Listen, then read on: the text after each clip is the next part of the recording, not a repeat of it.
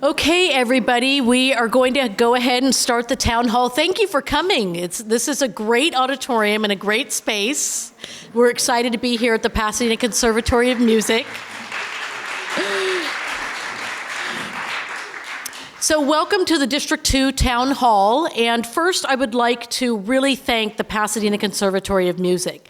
So I didn't, when I grew up, this was a mortuary, right? I lived down the street from it, but that's why it is so beautiful and has these beautiful historic bones that have been restored really beautifully by the conservatory. So when I came here, I think that you invited me here for a tour, and I had no idea that there was this community resource here, so I wanted to bring people here so they could see what the conservatory does. So I'm going to introduce Stephen McCurry, who is head of the PCM.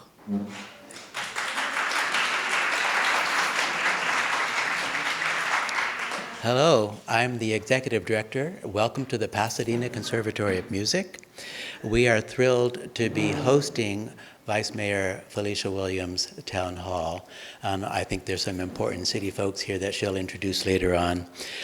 If you are unfamiliar with us, we are a nationally accredited community music school. We offer a wide range of programs, including individual lessons and group lessons for everyone from toddlers to adults. We also offer workshops, summer camps, concerts, and the like. So if you're curious about our school or want to learn more, please feel free to look me up after the meeting, or Matt Bookman, our Director of Communications, is right here. But what we would most like to do is welcome you in the way we know best, which is by making a little bit of music. So we have a short piece that's going to be performed by two of our students. This is Mani and Mosham Afag, and they're going to play Dance of Spring by Shardad Rohani. Enjoy.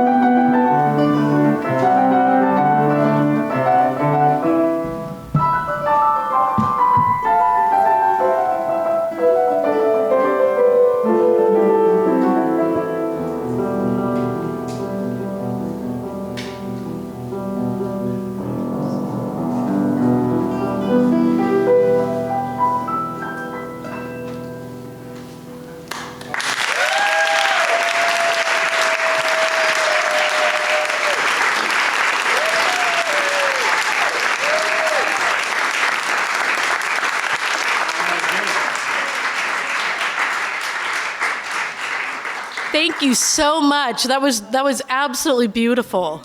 So this is what a community school can do, and this school is here for the community. I'm probably going to take some singing lessons here, so get ready for our next town hall. You can also come back. Tomorrow night is art night, remember, and it may rain, so be a little careful out there, but you can come back for art night. The school is open for art night, and they will have a lot of great programs.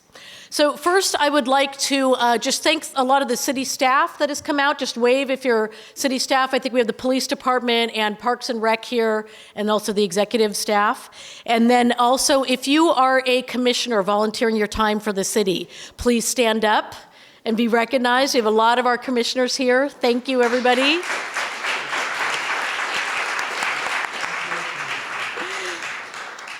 So first, I would like to go through just a couple of meeting logistics. I'll introduce each of the city's staff members that are going to speak. We'll have Miguel Márquez, who's the city manager first, brand new city manager. If this isn't your first town hall meeting, it's your best town hall meeting? Okay. So, and then we have our new chief of police, Chief Gene Harris, who will speak after him, and then Sidney Jackson, who's the new general manager of Pasadena Water and Power.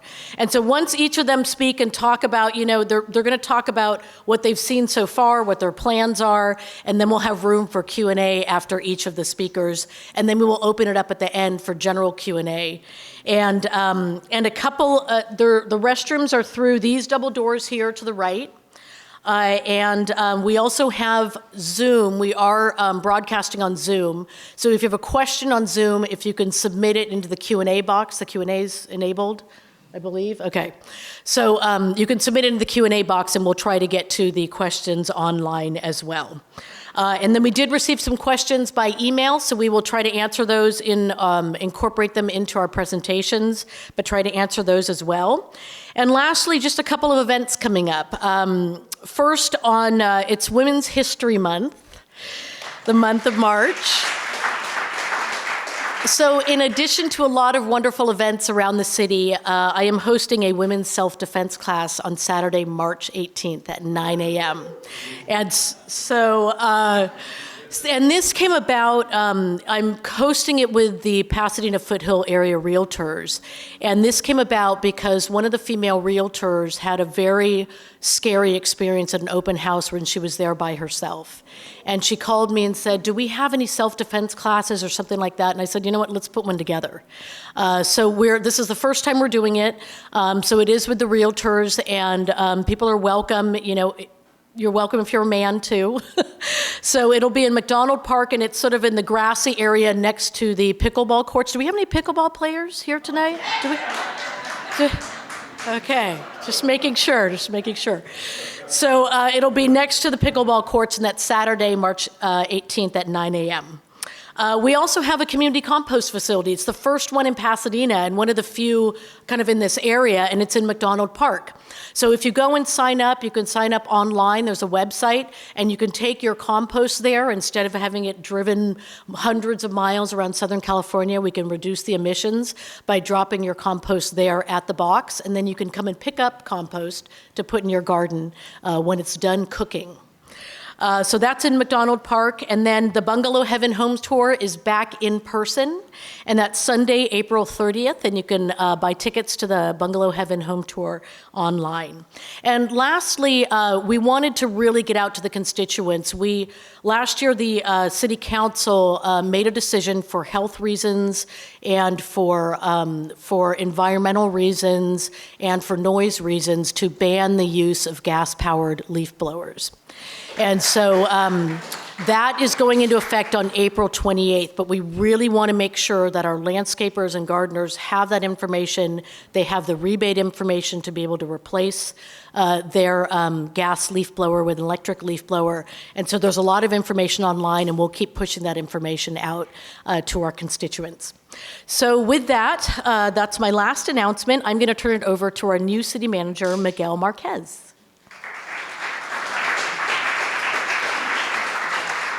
Thank you, Councilmember Williams, and it's great to be here tonight. Great to see you all. I was asked to say a few things about my background. So Hopefully, I've been doing that quite a bit. One thing I will recognize is that you use the words brand new and then just now new. So I started on August 29th, so I'm in more than 6 months. But I'm being told that new is your first year. What they don't know is this position is so busy and so crazy, it's like dog years. So it's 6 months, but it's really 3.5 years. So I'm gonna milk it for all I can. So who am I? Just briefly, quick, I'm the son of Mexican immigrants who came from a state called Zacatecas, which is in the central part of Mexico. Between them, my parents have about 5 to 6 years of education, so not a whole lot. And I think that's relevant because it brings a particular lens to how I go about the work. Part of it is I'm always going to be looking out, knowing what it's like for people who have to work so hard just to make ends meet. That's the life I grew up in. And I want to contrast that to sort of what happened later in life. When I was 18, I thought I was grown, but really I was just a kid. And I got admitted to Stanford University. And I'm sure you're all familiar, it's a great university. Councilmember Williams went there, she's younger than me, so I had left before she got there. But I went to Stanford and it was a terrific experience. I went on to Harvard and got a master's degree there. Worked for a little bit, went on to law school and got a law degree at UC Berkeley. But as somebody, once introduced me, said given my background, one of the things that really helped me was a program called Head Start. You all might be familiar with Head Start.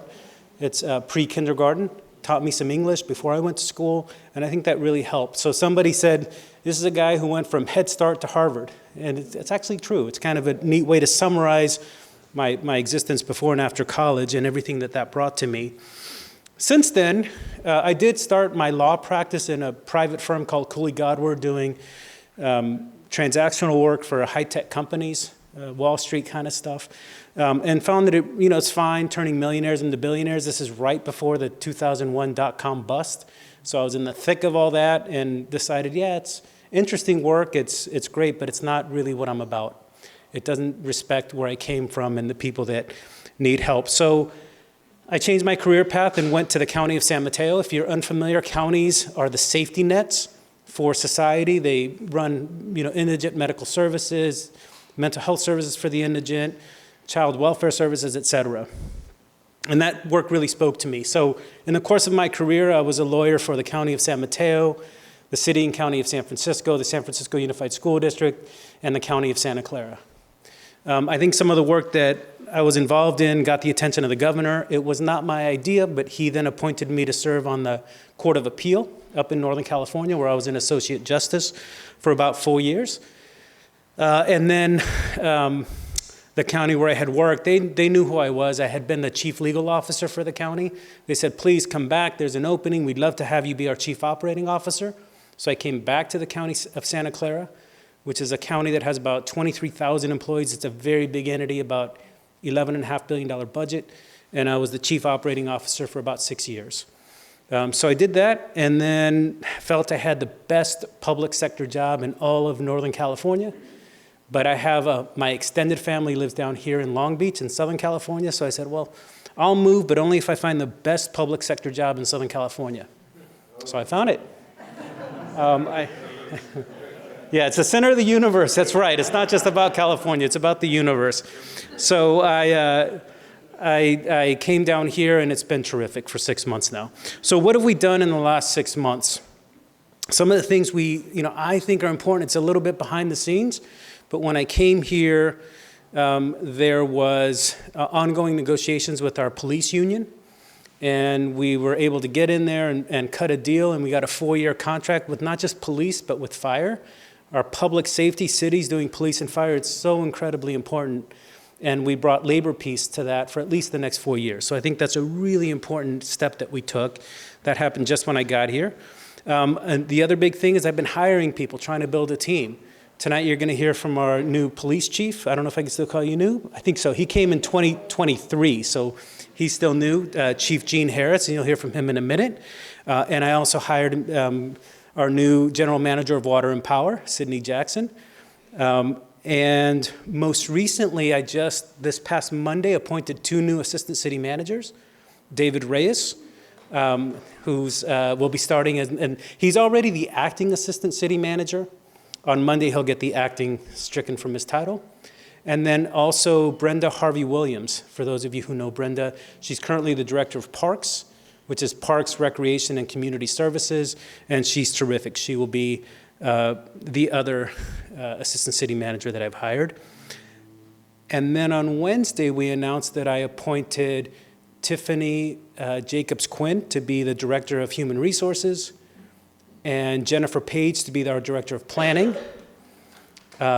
And finally, I hired a Deputy City Manager to look at risk management and employee wellness. Coming out of the pandemic, that is so important. And Alex Suto, who is an HR manager, is going to be the Director of, or Deputy City Manager, but responsible for risk management and employee wellness.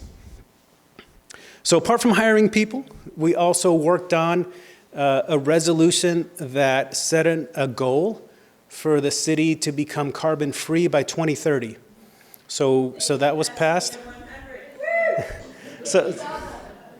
So you know, lots of leadership from people like Councilmember Williams and others in getting that resolution across the line. And we are busily implementing through the IRP process to see about that goal. Another thing that we had to tackle because of the pandemic is whether or not we would have hybrid public comment at our council meetings. And where we landed on that is for city council meetings, for meetings of the committees of the city council, for meetings of the planning commission. I might forget some of the others. Who else is in there? The design review and the Citizens Police Oversight Commission. All the meetings that are held in the city council chamber will be available to have public comment done remotely. And if there's other commissions, we have, I think, 28 commissions. If there's an issue of great interest that is going to solicit a lot of public comment, they can also see if the room is available and hold their meeting in the council chamber so they can have hybrid public comment as well. We've also been busy implementing Measure H, which is rent control. It's been a little bit of a difficult task because there's a pending lawsuit and whatnot, but you know, Measure H was passed by the voters. It was certified by the Secretary of State, so it is the binding law here in Pasadena, and it took effect, I think the date was December 22nd of 2022. So the measure itself actually writes out the city manager, the city attorney, and the city council from implementing it, unless we're asked by a rent board to implement it. So we haven't done anything formally with respect to rent control, but we're keeping our eye on it. We're prepared to do whatever we're asked to do and how to implement it. And the rent board is being appointed as we speak, or is going through the process of applications and whatnot. There will be an update given by our city clerk, I think, at the next meeting. One other one I want to mention that we just did Monday is the council finished appointing, it was going to be a 13-member working group on the 710 stub, but you know, the need for a diverse viewpoints and experience and backgrounds went to 15, and then it went to 16. So we landed at 16 people on a working group, and they'll start their work in earnest very soon. And I wanted to check my phone to look at one other place, see if,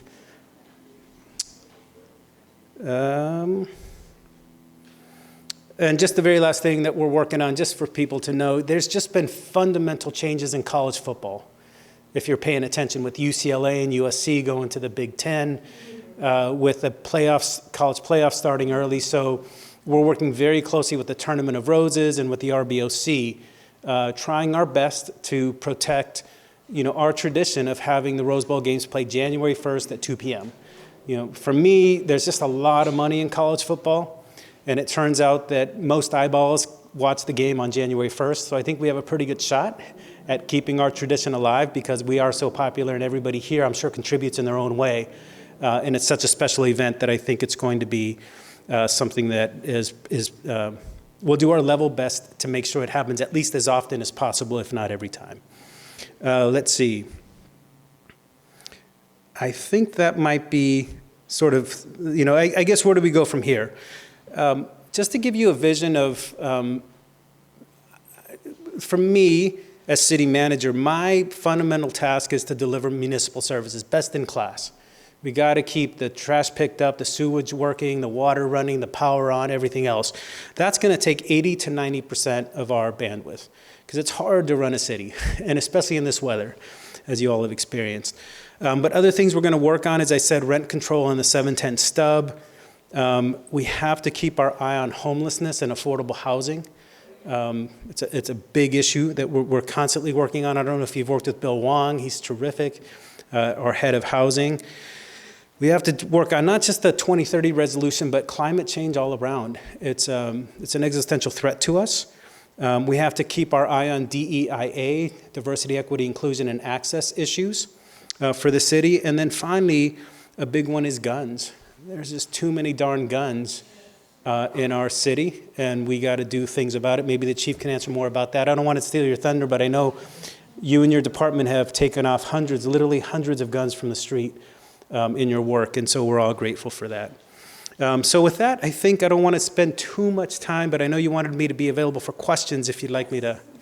So if you'd like to ask a question, follow Donna. Hello, Mr. Marquez, and it is great to meet you. I've not had the opportunity, so I do have questions ready for you, sir. How much is left of the American Rescue Plan Act funds, and what is the plan for allowing the community to weigh in on community needs that should be funded with these critical federal funds? Also, what exactly has the funding been spent on thus far? Excuse me. We received, audience, $28 million last May. Last May. Also, sir, when is the proposed fiscal year 2024 budget going to be made public so that the public can study it and provide thoughtful input? The public has never been provided sufficient opportunity to weigh in and have their concerns considered before the council adopts it. Also, is the city going to have to bail out the Rose Bowl operating company? You were just referring to them again this year, as in fiscal years 21 and 22, by having to cover the Rose Bowl operating company debt, $21.5 million total over those 2 years. The only reason the city did not bail out the Rose Bowl this fiscal year was that it received $10 million grant from the federal government. And then finally, what dedicated city-generated income stream is the city considering to fund affordable housing and interim and permanent housing for our unhoused, sir? Would the city consider a transfer tax? That's the final element of my questions, which I'm sure have been recorded, and we'll look for complete answers. But tonight, what would you say? It's hard to memorize all those questions, and I was trying. They're written down, in all right, fairness. Felicia? They can be referred back to, am I correct? Yes, but let him answer each Of course, question, and of course. if he needs one repeated. My pleasure. Yeah. So you started with ARPA as my memory, and I just happened to ask that question today. And I have an email here that says the city received a total of $56.2 million in ARPA funds. To date, the city council has obligated $32.3 million of those funds, with approximately $20.3 million yet to be obligated. And then I have, following is a table. I'm sorry, those were designated for what purpose? The half amount that was spent? I have here a list of about 20 things, and I'm not sure I can really. But in general, who gets those monies that were designated for?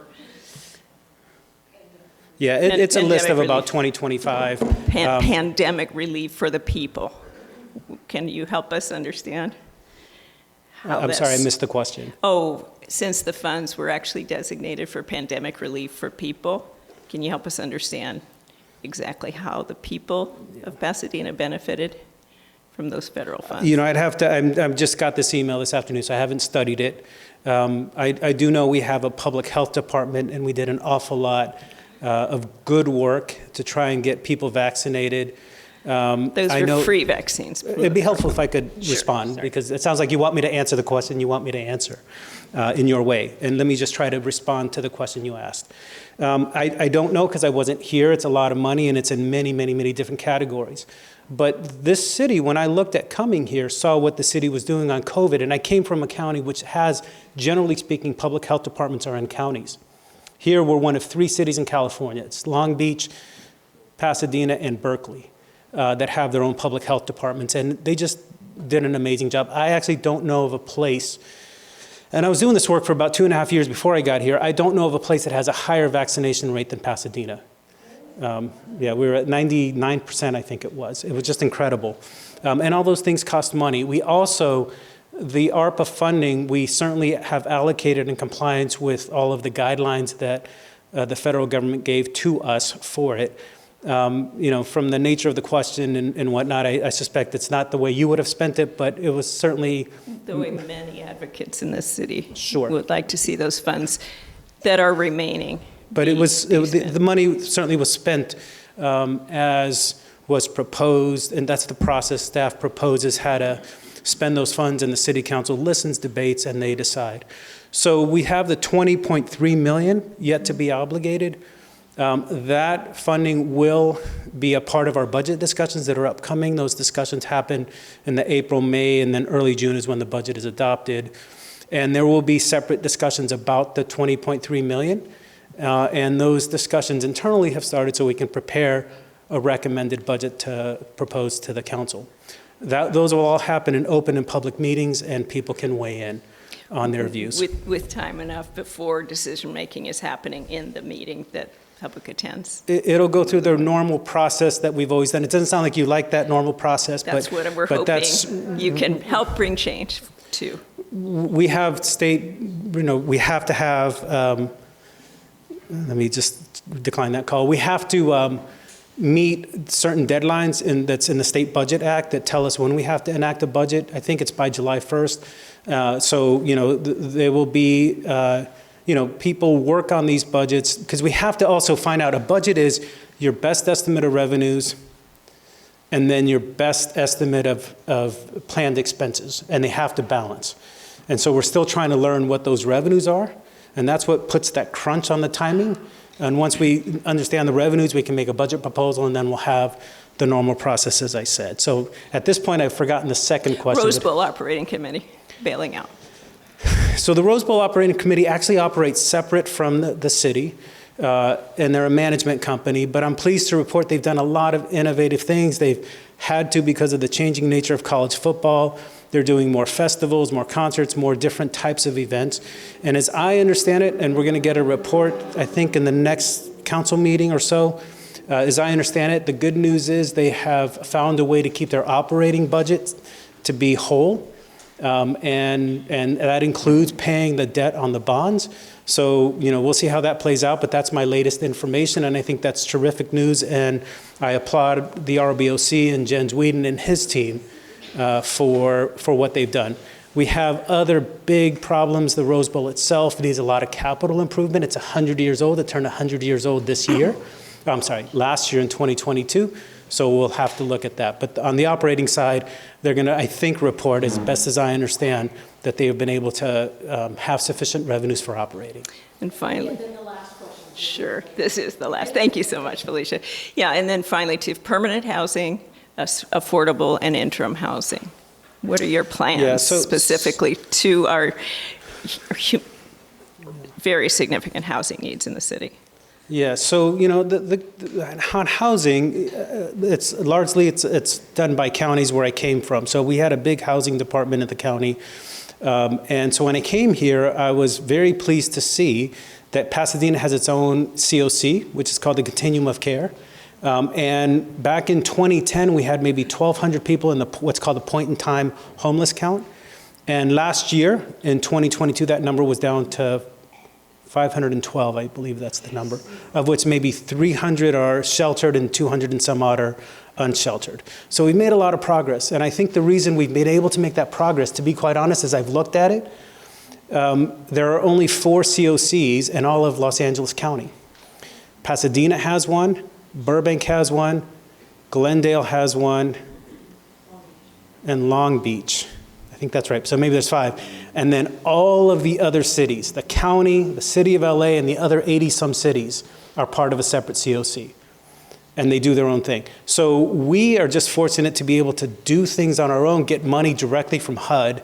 And you know, one day Bill Wong took me out and showed me 18 different projects that we had built over time. And then we have the Salvation Army project coming up and a whole bunch of other I don't have it like Bill Wong does in his head. But each of these projects involve probably 5 to 7 revenue streams, including what they call project-based vouchers, tax credits. The city often contributes, the county contributes. So we are cobbling together monies to make those projects happen. And where they're permanent supportive housing, they require wraparound human services. That's actually a county function. So, you know, we're working very closely with the County of LA to make sure that the services people need, the people part of it, is taken care of. We count on it. We have one project in our district that is just slated to move forward, and so I'll include that in the newsletter. That's a really good project for transition age youth.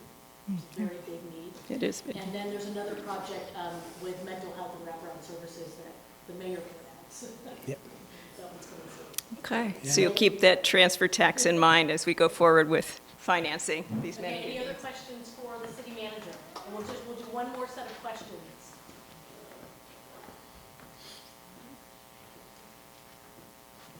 I thought he was getting up to ask a question. Nothing sort of. We're good? Okay. Okay, then we'll go on to our next speaker. All righty. Thanks, everybody. Appreciate it.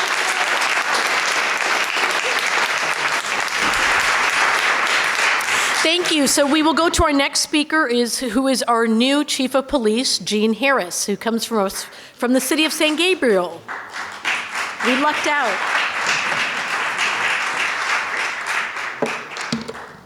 Thank you all. Thank you all. It's good to see you all here. Thank you for the welcome. Appreciate it. Most of my life has been spent in public safety, but I am going to give one public health notice. You can see that have just gotten over shingles. So if you haven't gotten that vaccine, go out and get it. It is not fun. So I'll be getting it as soon as I'm prettier. Anyhow, you heard the city manager talk about some of the staff that he's put together.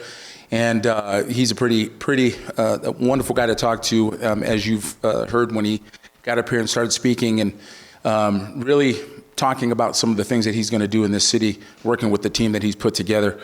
But what I'd like to say in opening is that, can you imagine the interview that we had, some of us newer folks that Miguel hired, sitting in front of a guy who has gone to Berkeley, Harvard, Stanford.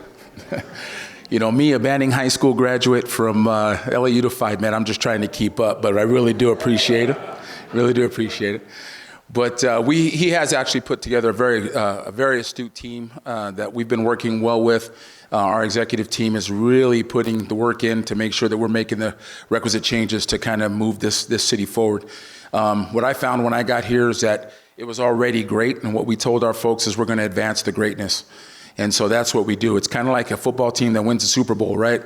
Once you win the Super Bowl, you got to get turned to on getting ready for the next one so we can win the next one and so on. And that's the process that we are in right now. A little bit about me. I've only had 2 jobs in my life. My first one I went to when I was 17, the United States Marine Corps. And the second has been law enforcement. So I've spent the bulk of my life involved in public service. And I don't know anything else. And so my commitment has always been to the people in the community. And as it stands now, being a part of this wonderful community, my commitment is to you. And so ideally, when we got together and started to build this team, we said, let's look at the places where we can make this advance to greatness immediate. And we started making some changes within the police department. And some of those are very recent changes, but certainly welcome changes. Similar to the city manager hiring and promoting some new folks, getting some stability in the city. We've done the same thing with the police department. I recently promoted all of our new command staff members, and we now have a full command staff that is probably one of the most, what's the best word for it? Diverse command staff anywhere in law enforcement. We make sure that we are kind of touching on all the areas of need within our organization and making sure we're representing this community at every turn. So it's been wonderful. And the results of that 8 movements in promotions for us created another 31 to 32 movements within the organization. So we're talking about a lot of change in a short period of time. And sometimes when you shake it up, it remains to be seen how it's going to turn out. But we are very, very hopeful that all of these changes are really going to benefit the organization and certainly benefit the city. So some of the things in the police department that we're doing that may be a little different is that we are definitely revisiting the bring community back. That's the mantra for what we're doing moving forward. From 2023 on, that will be what we're trying to do, and that is bring community back, make that the focal point of everything that we're doing. We're certainly making sure that we get with our officers, many of which who don't live in Pasadena, though our recruitment efforts are designed to try and find folks that live close and have some personal stake in the community. Those who do come from outside, we want to make sure that by adoption, we make them our children as well, that we make them responsible for the folks that are in this community and certainly responsible to you. And so bringing the community back entails getting people in tune with the community, making sure that we're working with and for you, and making sure that those best interests are taken into heart. So one of the things that we've done recently is you may have noticed maybe in some publications and in some discussions you may have had with other people in your area, is that the police department and individuals do not get out of the car and walk around and talk to people anymore. They drive by from one call to the next, and they don't wave like they used to. And everybody here from a different generation has different memories of how they interacted with police. We need to get back to that really pure relationship where we get out and we know each other by first name. That's got to be the way we conduct ourselves. And so, thank you. One of the things that we implemented, again, we've been on for about 2 months now, but we've implemented block walks, which mandates that our field personnel get out at least once a shift on a block, broadcast it on the radio, and then document the number of people that they talk to. And what that's going to do is there'll be a whole number of people who want to do that just because that's how they're wired. And there'll be some people, that's just how the nature of society. We'll have some people that'll do it because I ordered them to do it. But either way, they're going to do it. And we're going to meet people and we're going to talk to folks and we're going to make sure that we're really promoting those relationships so that we know each other by first name and not just by the car number that we drive, those kind of things. So that's a big thing for us. The other thing that you might have heard is that I have an inkling to get our officers and our relationships with the schools back in order. I think that we have to work together to create those relationships. And as I've said a lot of times, even to people who really don't want law enforcement in the schools to connect, is that in a time of crisis, we don't need permission to be on the campuses. We're going to come and we're going to take care of whatever the problem is, and we're going to bring all the tools at our disposal to come deal with that issue. And the only one we'll be missing, the only tool we won't have with us is a relationship. And that is not the way to conduct our business. We want to establish relationships and bring pizza and play kickball and go into the schools and talk to kids, not in an enforcement endeavor, but in a relationship endeavor, in a development of connections and partnerships. And so you'll start to see movement in that area. In fact, the other day I did a read-in at McKinley School, and it was wonderful. I sat with a bunch of kids who had a lot of questions, and when we left there, we were just hugging and taking pictures and just really enjoying the experience. And so that's what we have to get back to, the roots of officer friendly, and we are going to do that within this community, and it's going to have dividends. It's going to pay those dividends for us. Interesting story, it's a personal story. I was about 35 years old, and I was in the mall shopping with my mother one day. And I usually wear my hair like this, no hair, right? And we're walking in the mall, we're shopping for my nieces and nephews, and all of a sudden somebody smacks me in the back of the head. Bang! And it was a good one, knocked me off my feet. And I turned around like most of us would do, ready to do what we need to do, right? And when I turned around, it was my mom, all 5'2" of her. And after I asked her what the heck was her problem, she said, "I just wanted to let you know I still can." So my response to that was, "Yes, ma'am." And right? And so I tell that story simply to say that I come from a background of respecting our elders, respecting our communities, respecting the people that bring us the teachings, respecting the clergy, respecting the teachers, respecting law enforcement and respect for authority. And I want to bring that back both within the organization and certainly within our connections in the community. So those are the things that we want to bring forward. We want to make sure that we are becoming a part of it and not apart from you folks in the community, and that will happen on my watch. Interesting side note before I get to questions, and that is 2 years ago I hit retirement age and I was able to go off and get paid for breathing. And I decided not to do that because there's a calling to come out here and serve people. And everybody has their own way of doing that. And my calling is to get out here and be significant to this community, make sure the officers in this department are significant to you. Success is a relative. I know a lot of people make a lot of money that aren't real happy, but are they significant, and do they matter to the people they serve? And do they matter to the people that are going to come after them? And are we going to build something that is sustainable with regard to our relationships? And so my commitment to you is that this police department will do that moving forward. So with that, I'll definitely take any questions that you have. Questions?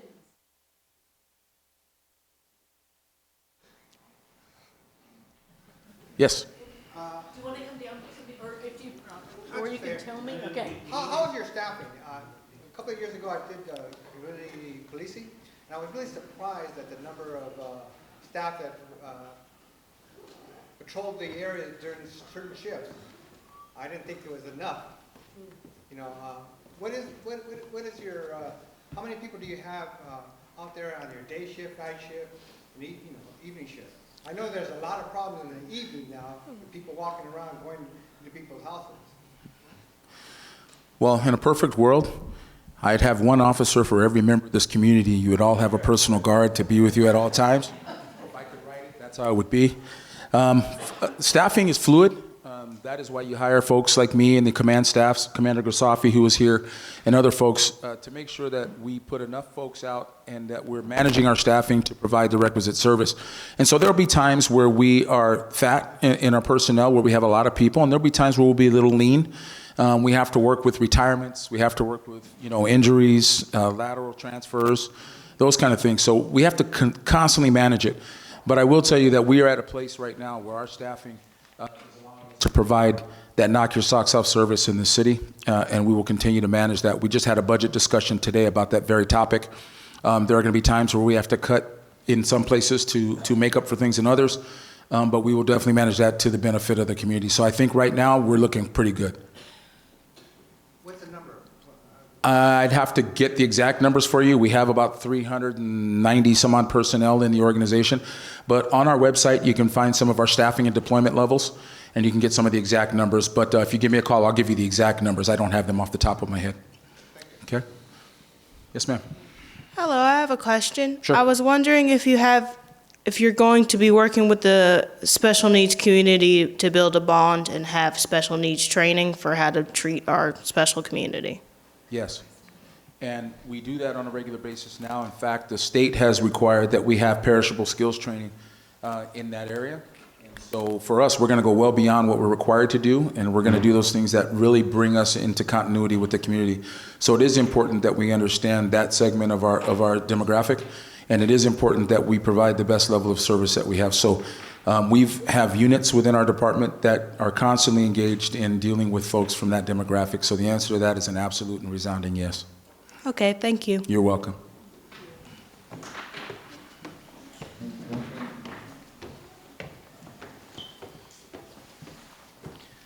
Good evening. Hi.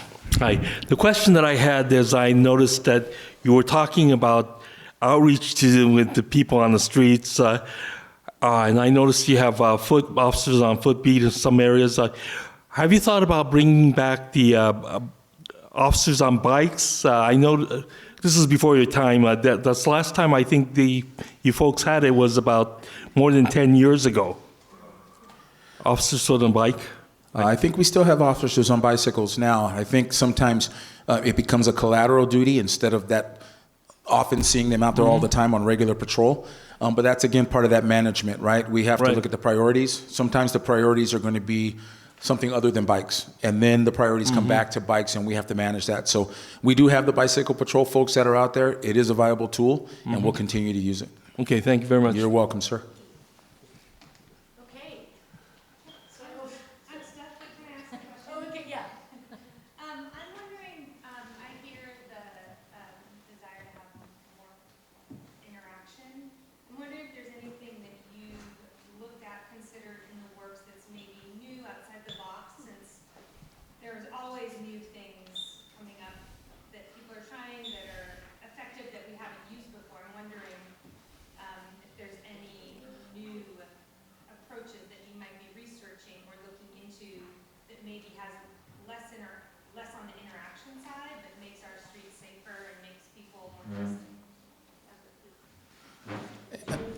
I couldn't hear most of the question, I'm sorry. Okay, so the question was about, especially with interacting with the community, what are some new innovative ideas and ways to do that you've been thinking of? Besides coffee with a cop. Sometimes what's old is new, and those things that are effective we'll continue to use. One of the things that you'll see coming out will be the COP Unscripted. That'll be where we have a town hall similar to this, where I'll come out, answer questions, and interact with folks, talking about anything that you're interested in. I used to call it 411 with the chief, but that belongs to San Gabriel, so Pasadena's version will be COP Unscripted. And we'll get an opportunity to find out what it is you want to see and hear from your police department, and we can implement those. So I think the newness of it is including your ideas in ways to reach out to you. There's been many times that we, as public servants, we think that we know the best way to reach you.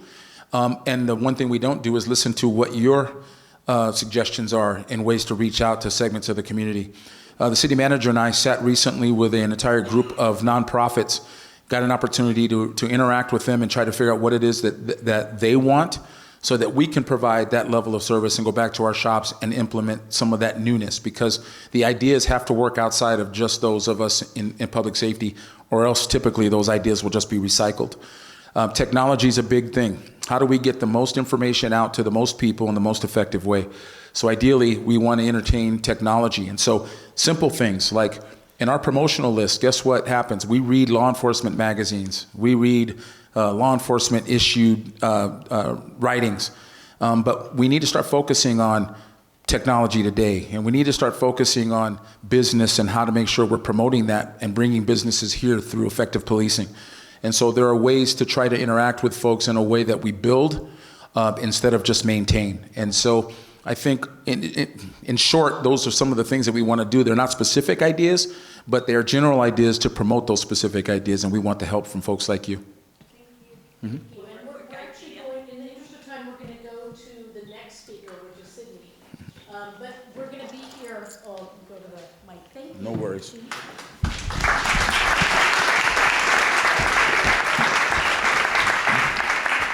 Thank you, Chief Harris. And I am getting my shingles shot next Friday. Get the shot. So, the second one. So in the interest of time, we're going to go to Sidney Jackson, who's the new General Manager of Water and Power. We'll have some questions for him, and then we can have questions at the end as well. So we'll be here if you have follow-up questions. So Sidney Jackson. Thank you, council members. Thank you. By the way, following Gene and Miguel, you two are a hard act to follow.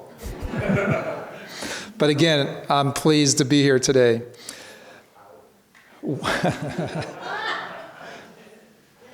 So I've been at Pasadena Water and Power for 2 months now. It's been invigorating. It's been interesting. We have done a lot in those 2 months, and I'll get to some of that later. But one of the things people often ask is, what do you like about Pasadena? As I've said, I've been given a warm welcome, and that is one of the things I really appreciate. So thank you very much. But as I look at Pasadena, there's a lot of things you could speak to. But one of the things that you've already heard here, center of the universe. And I say, well, you know, kind of is center of the universe, but location, location, location. So I looked up, Pasadena is close to 4 of the top 10 population centers in America. Obviously, LA is second. This is kind of trivia, as you will, if you will. Phoenix is the 5th largest. San Diego is the 8th largest population in America. And then one more, I'll just ask, see if anyone knows. It's San Jose, absolutely. So living this close to so many different cultures, so many different areas, so many different geographies is just wonderful. And those of you that had the opportunity to grow up here, you are blessed. So let me speak a little bit about myself. I came from Austin Energy, from Austin, Texas, a little bit different than California, obviously.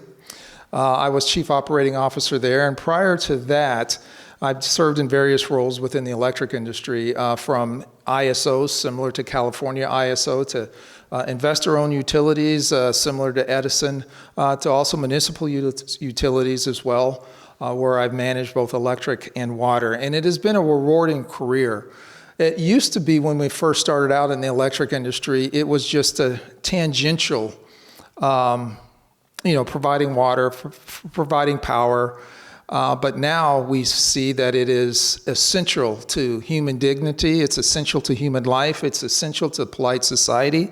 And when there is disruption of power, when there is disruption of water, society is challenged, just to say it politely. I've seen both, and thus the reliability of the electric and the water industry is paramount. I can't stress that hard enough. So oftentimes when we talk about electric infrastructure or the electric utility or the water utility, people want to just immediately go to, well, what kind of infrastructure do you have? What do you have in place?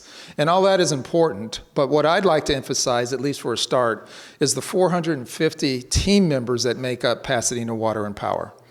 Those team members are the ones that provide your service. They're the ones that restore your service in the middle of the night when it might be needed, or provide water main repair when it might be needed, or provide the new infrastructure when it might be needed. All that infrastructure, and we'll talk a little bit about that in a few minutes, but it is the people that provide the customer service.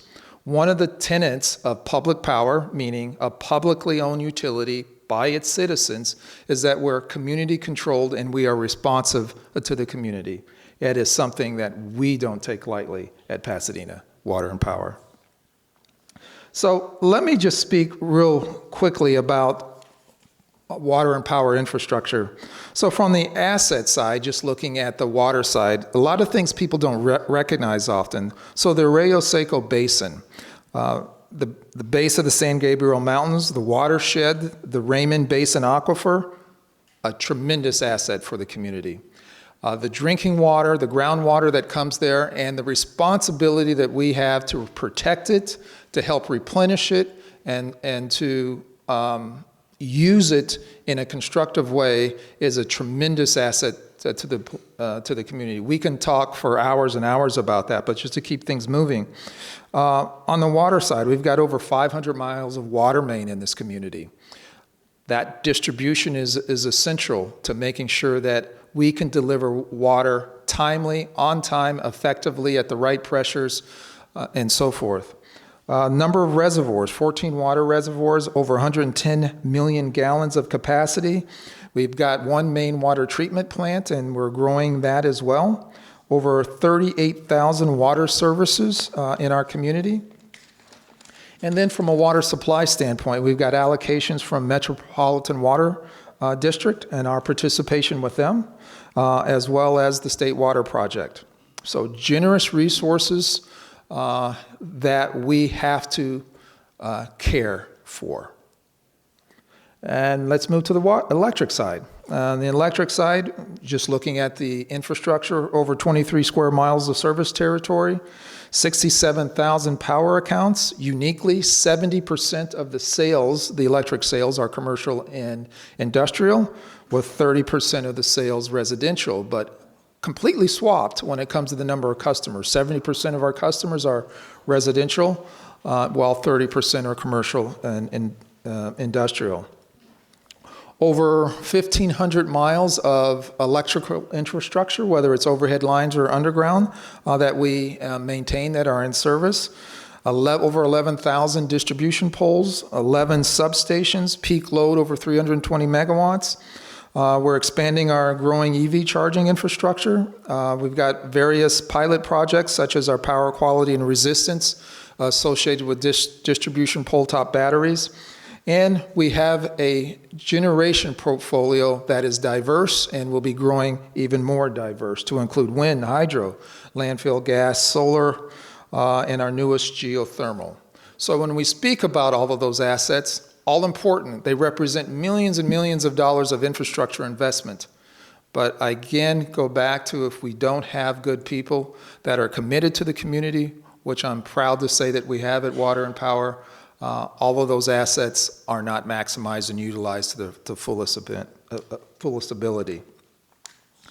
So for a minute here, let's just move on to new projects. So we talked about existing infrastructure. So let's talk about new projects. So a lot of the existing infrastructure, as most of you know, has been built oftentimes or has been built by the predecessors. So you build for yesterday to support today, and we got new infrastructure coming in place to support tomorrow.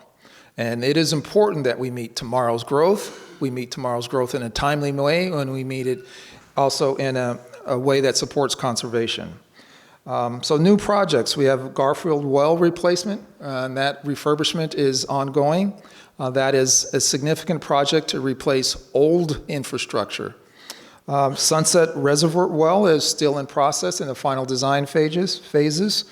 Again, it's new infrastructure. None of this is sexy, by the way. None of this is, song and dance. But these type of infrastructure investments are vital to keep a community vibrant, to keep a community successful, and to keep a community growing. Absent them, the community dies on the vine. And oftentimes, it's very hard to make that linkage because a lot of this infrastructure is underground. It's not seen, but nevertheless, it's vital to your and I's well-being. So advanced metering infrastructure, AMI, the digitization of the electric and the water system, that is a future project that we're looking to put in place, and that will provide a lot of structural benefits to you as well. Water main replacement, again, water main that's been put in decades ago, needs to be replaced and refurbishment. Underground, you never see it, but when it breaks and doesn't work, you notice it pretty quickly. And then the last thing in terms of new projects is probably the one that has gotten a lot of attention lately. It's the integrated resource planning, our IRP, where we have an opportunity to repower Pasadena. And our key initiative right now is to try and produce a plan. We will be producing a plan such that we will be carbon-free in 2030. So those are some of the future infrastructure projects. And the last thing I'd like to talk about is challenges and opportunities. So we've talked about current infrastructure, we've talked about future infrastructure that we need, but we also have to meet the challenges and opportunities facing both the electric and water utility space. Climate change and variability, it threatens current infrastructure, and it skews demand in unprecedented ways. Extreme heat, extreme cold, extreme drought. We all know what extreme heat does. It takes electrical load to levels that are unprecedented, unplanned for. And I think we saw that in California in the fall of last year. We had public appeals to reduce power because the extreme heat was driving load demand beyond what was postulated. One of the things about our industry, it's a planning industry. It's really centered on planning. And we need to be able to look ahead and plan for the future. But when you have these extreme climate changes and variability, it becomes very challenging to plan around events that aren't postulated. So extreme heat, extreme cold, extreme drought on the water side. We're ending a 3-year drought here in California on the water side, thank goodness. And obviously that has brought some extreme challenges. Sustainability of groundwater. I mentioned Arroyo Seco, local supply versus dependent upon imported water. That is a big initiative that we are working on. We would like to have more local dependence as opposed to imported dependence, whether it's the State Water Project or whether it's from the Metropolitan. Transition to non-fossil fuels in the generation space, greenhouse gas reduction. All of those are key initiatives, not only for the industry, and I mentioned the 2030 goal that we have, but these key initiatives are not only local, but they're regional, they're statewide, they're region-wide. And to accomplish them, it really needs a broad infrastructure to support, and a lot of that is moving at the state legislature level in terms of redesign of transmission lines, increased capability of transmission infrastructure, all of those things that help us as an integrated electrical entity into the broader electric grid. So transition to non-fossil fuels, key objective. Conservation. So when we talk about both electric and water, deferred, conservation can lead to deferred wells, deferred consumption, deferred treatment of treatment facilities, deferred power plants. So the need for conservation to avoid continual investment is an important consideration. I talked about increased digitization in the AMI project. That is also a goal, not only at Pasadena Water and Power, but across the industry. We need better supply and demand coordination, microgrids, if you will, everyone's participation in the power supply equation. Price responsive demand, if you will, is something that we're looking at. So one of the things you look at conservation is we are one of the few industries where we're encouraging people to use less of our product or to use it smartly. You won't hear that very often, and it is an important consideration. And the last challenge is, there's many that I can mention, but the challenge of transportation BTUs, taking electric cars or taking natural or gas cars and converting to electric BTUs. So what does it mean to us as an electric grid? What does it mean to us as a community? What does it mean to our power supply? What does it mean to our long-term planning? And how can we best accommodate that and meet our goals around sustainability? As I started initially, what we do is really dependent on people. People supporting the community. We are part of the community. We live in this community. Everybody I know is a environmentalist. Everybody I know likes clean water. I don't know anyone that doesn't. But let me just leave you with a statement around the vision statement. It's just an excerpt of the vision statement of Pasadena Water and Power. Pasadena Water and Power will be a valued community asset. We are a partner to Pasadena's prosperous future, and we will contribute to the quality of life in Pasadena. Thank you.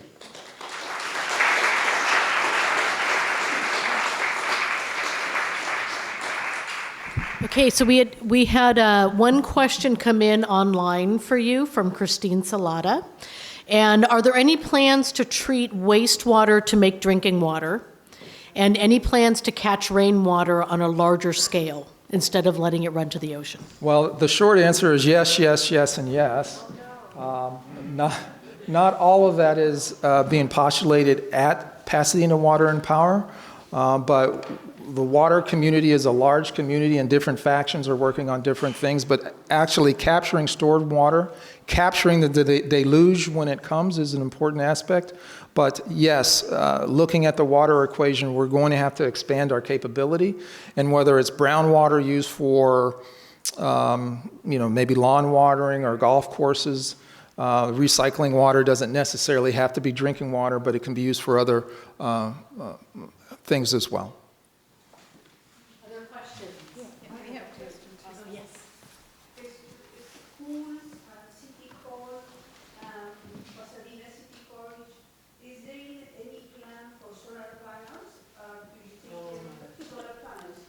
Solar panels at PCC. What do you think? Yes, that's something we're exploring. And a lot of times, yes, the short answer is yes. That's something we're exploring and looking where we can expand it. It is actually part of the IRP, the Integrated Resource Plan, as we make assumptions on how we can expand rooftop solar, especially on a commercial scale or a community scale, as opposed to an individual homeowner scale, yes. So I read that the Metropolitan Water District has a new plant up and running where they're recycling their gray water into drinking, bathing water for portions of the population. They're testing this out. City, can we opt out as owners if we don't want to have that as our drinking and tap water in our home? You know, that's a good question. I don't know all the ins and outs of Metropolitan's policy. Right now, what we get from Metropolitan comes from the Colorado or the State Water Project. And so I'll leave it at that. Okay, thank you. Hi, my question sort of goes along with her question about the solar panels on PCC, at PCC. But I was curious if you have any idea approximately how many homeowners and businesses in Pasadena actually do use solar panels, and does the city have any plans in place or any ideas of increasing the use and encouraging homeowners? And these are 2 solar panel. Yeah. 3 of us on our street. 3 on our street. So, we live across the street. That's a great question. A couple things come to mind is we do have programs in place where we help subsidize and help encourage solar on rooftop or residential homes. So those programs exist. Can you tell us just a little bit, or do you know a little bit about Yeah, it? I don't know the exact names of them. I could. Well, MASH can do it for low income. Yes. But Okay. do we have any more rebates? Do we have? You know, I'd have to actually look. But the point is we do support solar. That's the big picture I'm trying to communicate. You had another issue about rooftop solar on a more grander scale. So I had the opportunity to go up in the helicopter, the police helicopter, in fact, and I was surprised at the number of solar installations that I saw on top of some of the bigger commercial installations here in Pasadena. Obviously, we need to look to encourage to do more, and that is something we've been looking at and we continue to look at. Well, something that I noticed, I've had solar panels now for close to 10 years, and I have noticed on my bill that there are a lot of taxes and what else I would call them, usage fees, et cetera, et cetera, et cetera, that by the time I'm done, I'm wondering whether I've actually saved money. I'm glad I have the solar panels because it takes me off the grid. The problem is I don't have a backup generator, which means if the power goes out, I still lose power because I'm still connected to the Pasadena Water and Power grid. But I'm just curious why there's so many fees and taxes. I'm sure you probably can't answer that, but just want to point that out. You know, I often wonder the same thing, just in general.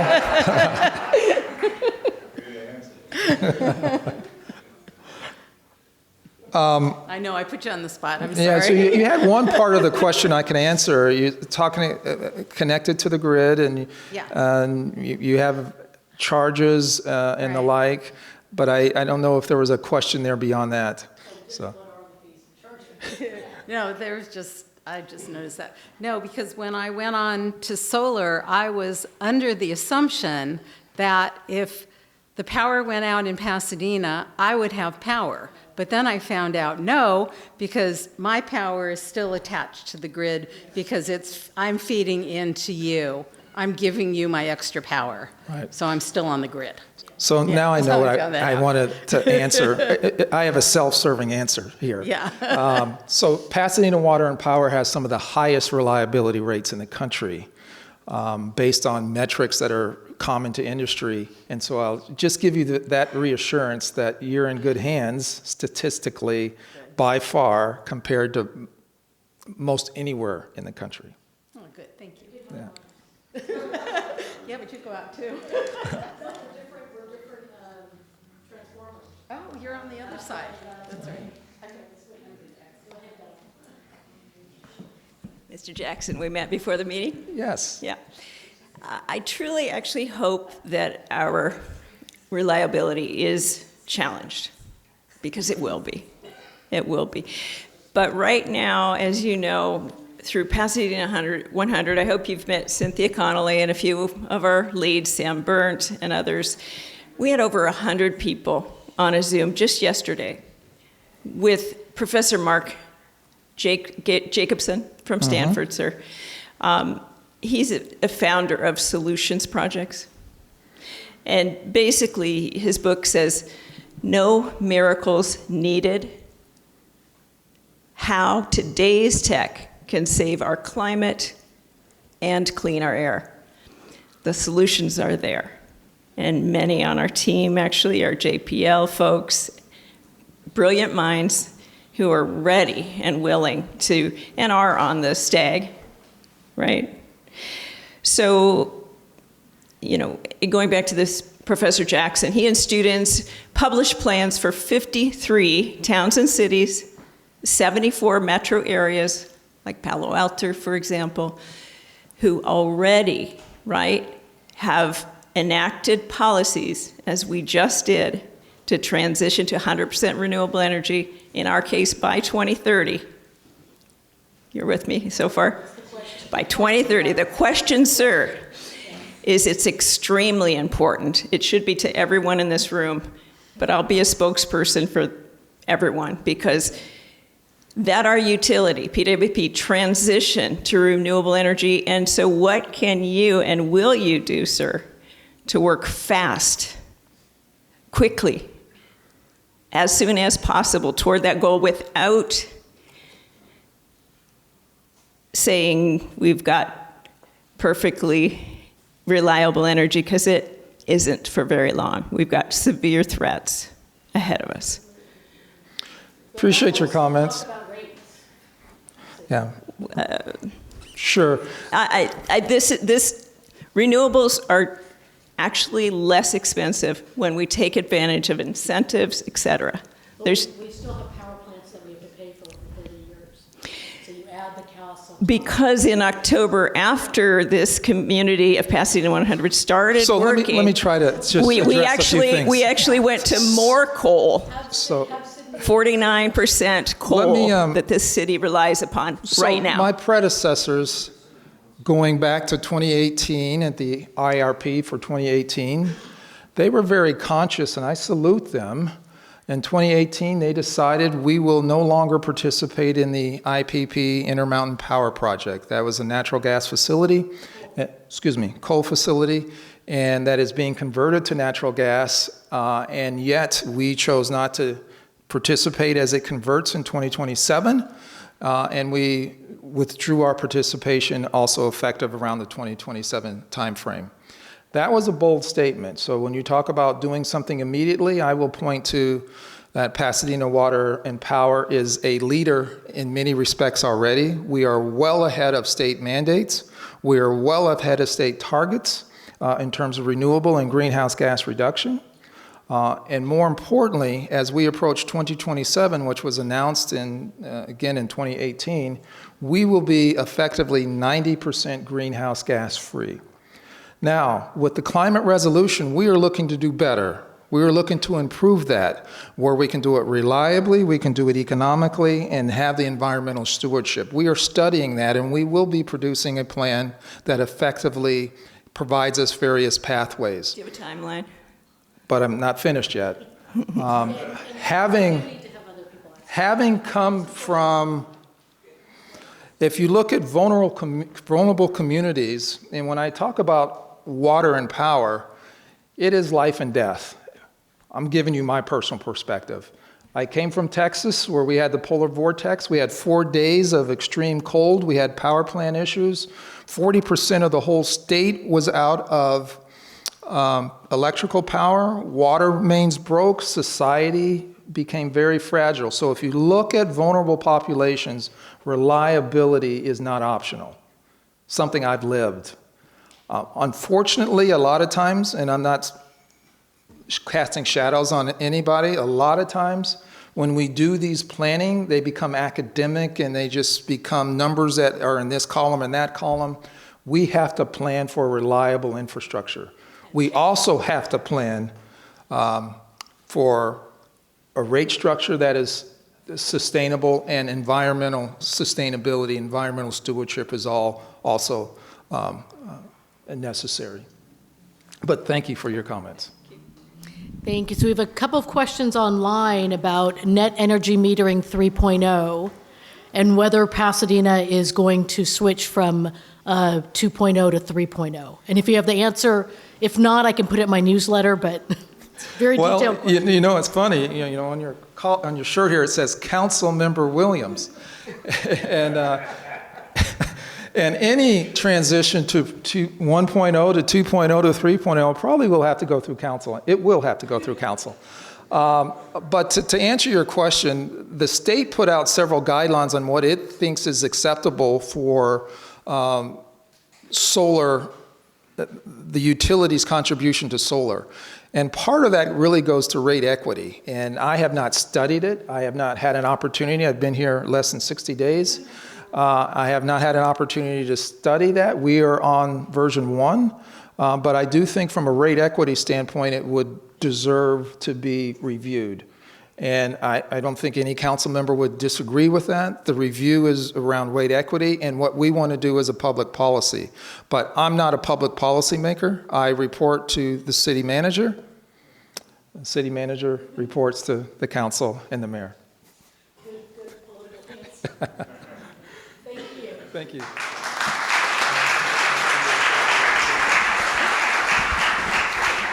Okay, everybody.